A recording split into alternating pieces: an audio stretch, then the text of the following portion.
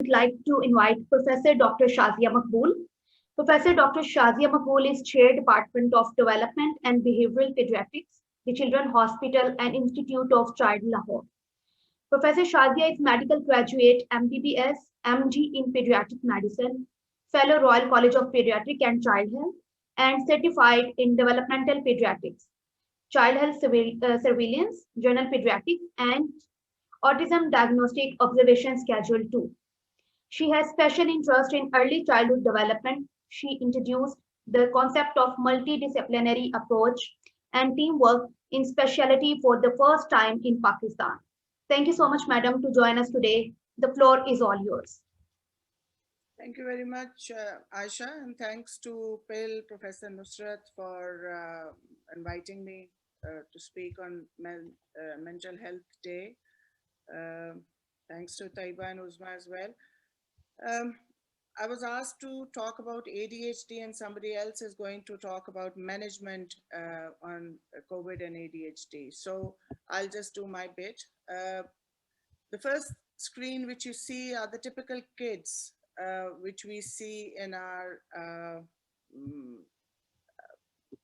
normally in our experience. These are the kids who are different, the kids who are just out of step, the kids they all tease, who have cuts on their knees, whose sneakers are constantly wet.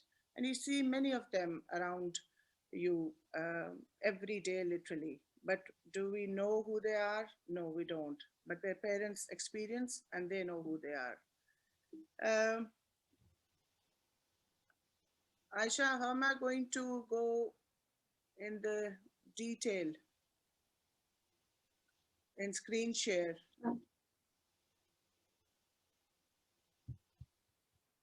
Okay, I got it. Ma'am, you can press the button Thanks. on your computer, the left or the down. Yes, this one, please.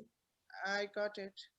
So attention deficit hyperactivity disorder, before I talk about it, this is the Children's Hospital where I work, and we are housed in this building here, and this is the new building we got.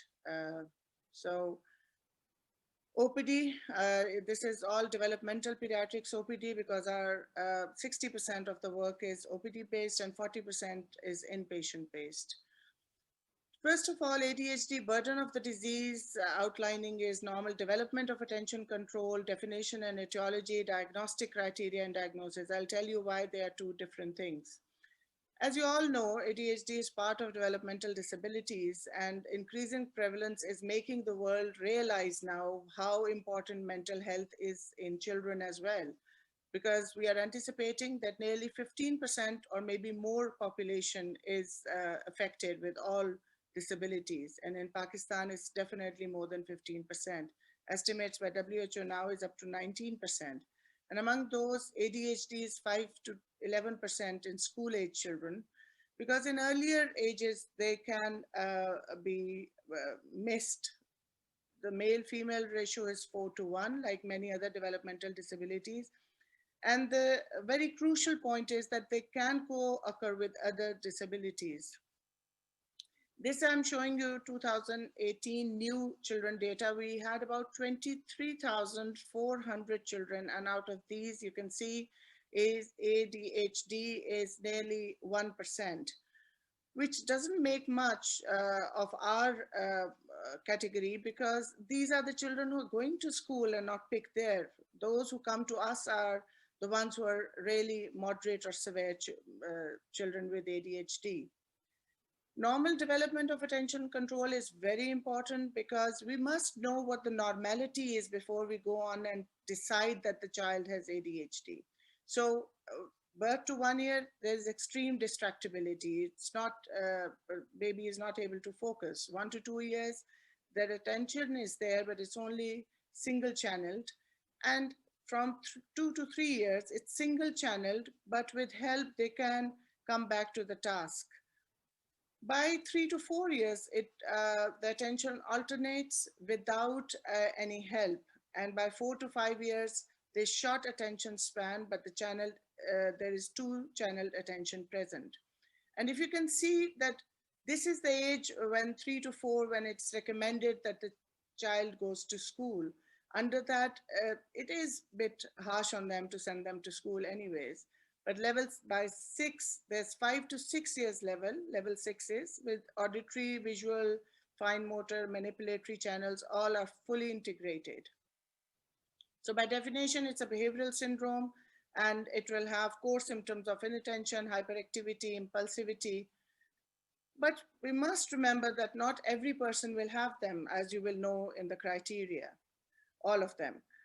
Etiology has a strong genetic base. Many a times when you ask parents what is their, what have they been like, and बहुत दफा अब्बा कहेंगे मैं भी कुछ ऐसा ही था, मैं भी स्कूल में जरा कमजोर था, या अम्मी कहेंगे कि हाँ मुझे भी चीजें बहुत भूल जाया करती थी, गुमाती थी, things like that. So history is very important. Prenatal, perinatal, postnatal history is important in all sorts of developmental disabilities, because we don't know the cause yet. That is why it's more important. And prematurity is one of the very important causes. Again, environmental exposures. Environmental exposures wise, one should always think of ADHD when we are talking about, household where there is a lot of disruption. Though we have to take care, we can't say that, diagnose that a child who has who has seen parental divorce, for example, and is behaving erratically for the last 2-3 months, we can't diagnose that child ADHD. That is why the criteria come in. So diagnostic criteria. When we're talking about diagnostic criteria, I'm not going to go through each one of them because you can open DSM 5 and look for these. But I've put in it just in case, if you wanted to have a look. But what you need to remember is that 6 or more of these symptoms is important for ADHD to be there for at least 6 months. And it should be inconsistent with developmental level. The one which I was just talking now was attention level, and developmental level is inconsistent. For example, I'm saying that this child is 4 years old, and I'm expecting that his attention should be at least single channeled, and with help should come, without help should come back to a 2-channel, should be 2-channeled, but he doesn't do that. That is what, when I say that developmental level is inconsistent. So that, and for example, a 2-year-old, many a times parents bring to us children whom they say, this is a baby who is totally hyperactive and we are unable to deal, and probably they have ADHD because they read on net a lot. So that kind of parents, you need to know as professionals, as clinicians, and as I'm being told that you are research students in psychology and medical students, that you should know that 2-year-old will have that activity because this is their developmental level. So this is why it's important to know these levels. And of course, one very important point, that negative effect directly on social and academic and occupational activities. This is very important. Similarly, in hyperactivity and impulsivity types, similar, exactly the same things, and nothing has changed in the criteria. The criteria, I'll talk about it just a little bit later, but it's any of these symptoms, several or hyperactive, inattentive or hyperactive impulsive type were present before the age of 12 years. Remember this age. And several of these were present in more than 2 settings, and with, talking to going to friends, relatives' house, and any other activities which were important to carry on in day-to-day living. And there should be enough evidence that these symptoms did interfere with quality of social, academic, or occupational functioning. By what I mean is, these are the children or adults who would not have good relationships, who will probably make friends, but would not be able to sustain them. Academic underachievement is there. Many times parents say, oh nahi, academics mein to bilkul theek hai. When we say academic underachievement, it means that he has potential to do more, but because of its problem, he does not does his 100% potential, does not achieve that. And similarly, occupational functioning, jab professionals mein jaate hain, they may have issues in professional capability, may not have good peer relationship with their colleagues, and so on. And the last but not the least, that they should not occur exclusively during the course of schizophrenia or any other psychotic disorder. That does not mean that these disorders cannot coexist, but if the primary diagnosis is another psychotic disorder, schizophrenia, or any other mood disorder, anxiety, then one should think about those first. So, in nutshell, inattention is wandering off, lacking persistence, having difficulty in sustaining focus, and so on. Hyperactivity is excessive motor activity. When it is not appropriate, child starts, for example, in classroom, teachers would complain that he gets up and starts wandering around, or is fidgeting or tapping, not doing anything, but just sitting there and fidgeting and taking rubbers from other children, or is talking excessively, is asking too many questions which are not relevant to the class. Impulsivity, not being able to sit quietly and butt in whenever somebody is having a conversation.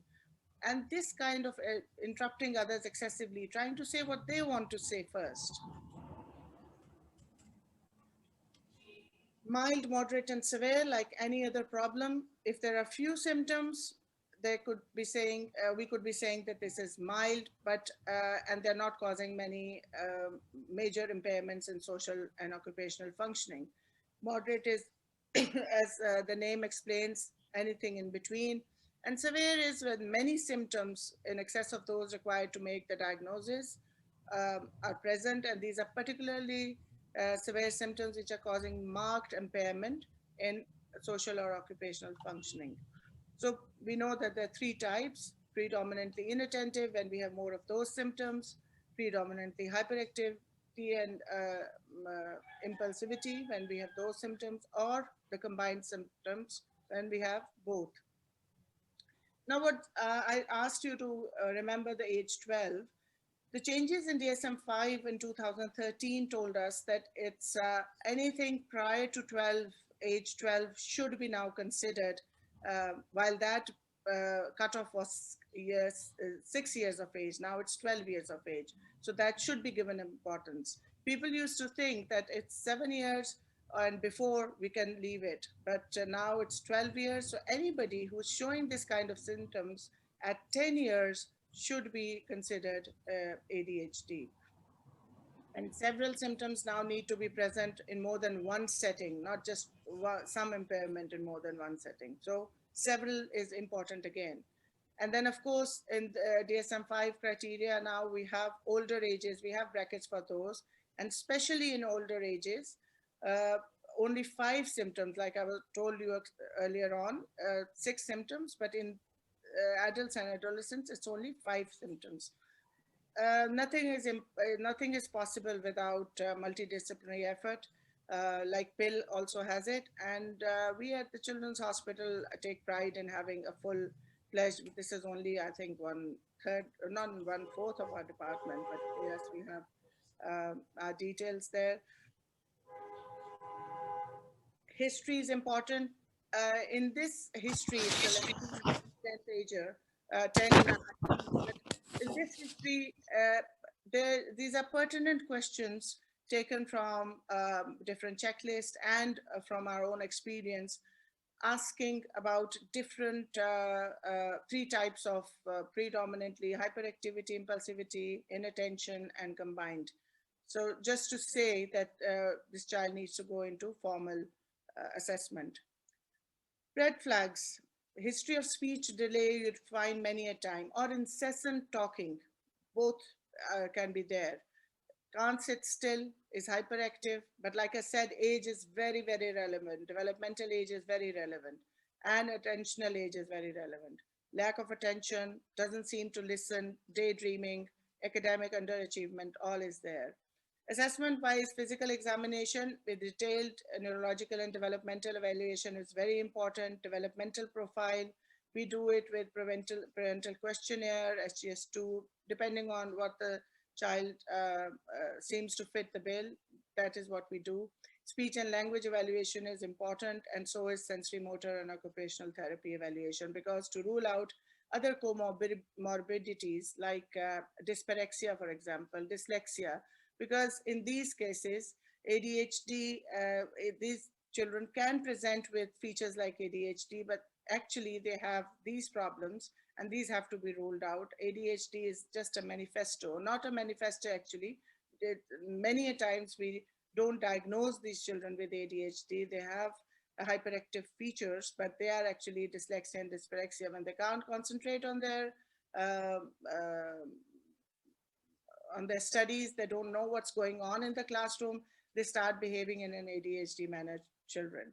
Specific tests would have functional behavior analysis to begin with, childhood behavior inventory, which we have made ourselves, behavior rating skills, and Corners rating skills.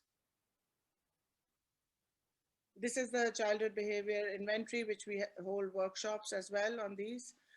Investigations are important. Audiological evaluation or hearing test is the most important. Again, a child may not be hearing, but presents like ADHD or maybe hearing low. Ski slope hearing is one of the hearing audiometry problems, which is evident in children who behave like ADHD.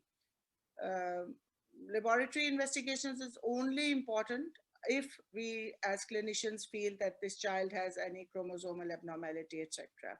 Again, EEG is only important if parents report that there has been seizures in the past.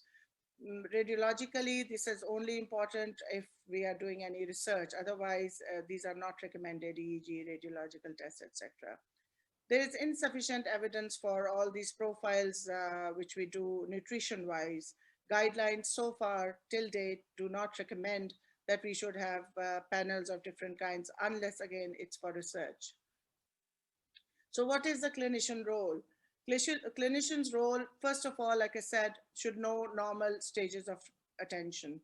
Recognition of red flags is very important. We would love to have children who are picked up early, maybe wrongly, but at least picked up and sent for timely intervention rather than delayed by saying khud hi theek ho jayega, nahi bacche aise karte hi hain, koi farak nahi padega, things like that.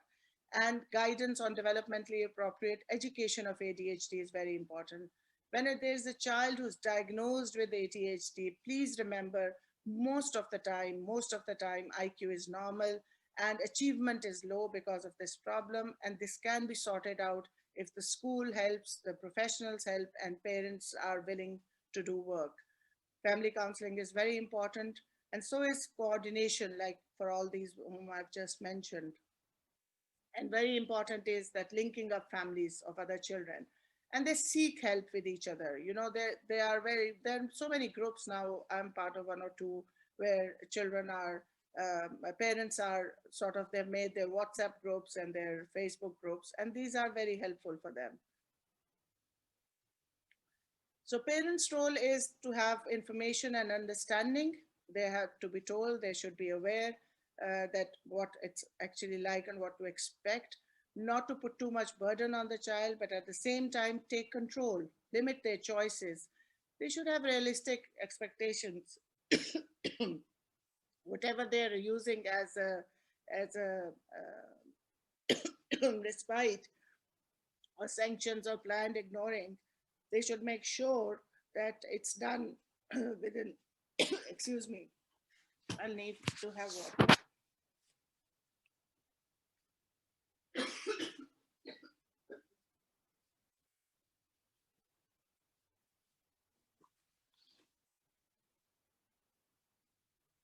Sorry about that. That whatever they're doing, it should be done within limits. They should not be giving sanctions which are not advised, and should do it with professionals' help only, like a psychologist. Seek timely advice and help with online classes. I know somebody else is going to speak about remedy, but all these children who are diagnosed with ADHD should be helped with online classes, and parents should be aware how to do that. So diagnosis is clinical, standard tests are important, but I would stress on this very much that this can be useful for confirmation, but too much reliance on any kind of testing is hazardous, because what your clinical acumen can do, nothing can surpass that. And it is important to listen to parents when you are making the diagnosis. And assessment should be thorough, obviously. Early recognition and multimodal treatment is very important. That includes drugs, of course, but drug has to be, I cannot emphasize enough, has to be by a clinician who knows about ADHD, who knows which drug to give when, who knows what is the first line of treatment, which is like methylphenidate. Up to date, nothing is more, is better than that. But again, atomoxetine is there. Methylphenidate, we only, our problem is that it's short and we are unable to get hold of it. But it is not mandatory that we give medication to children, especially under 6 years of age. So please make sure that whoever is listening, who is a doctor, do not overprescribe medication. Unless and until it is important, take help from your psychologist if you don't know yourself what you're talking about. But again, expertise is there, so take help from people around you to make a diagnosis and then start medicine. It should be family-focused treatment. Child school must be involved in assessment and treatment, and early use of medication. I can't stress on this enough, that under 4 years is not recommended at all. Any medicine is not recommended at all. Behavior therapy is only recommended. 4 to 6, we can give Ritalin. 6+, we can give atomoxetine. And by the way, risperidone is one of the drugs which I totally hate to give children. This is an antipsychotic drug for ADHD, should be used with caution or not used at all. I think I will stop here and just show you a video, a quick video.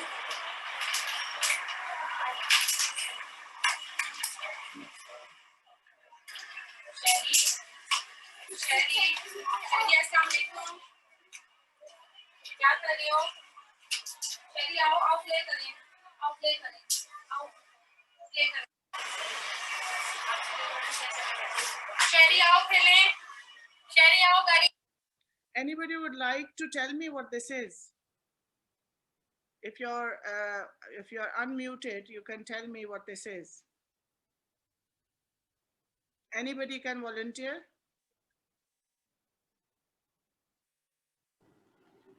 Right, never mind. I think, yeah, it's a hyperactive, inattentive child.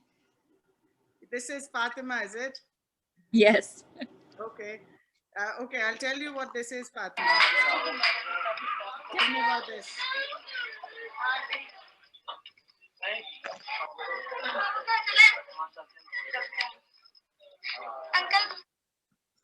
This is the video, 2 videos of the same child.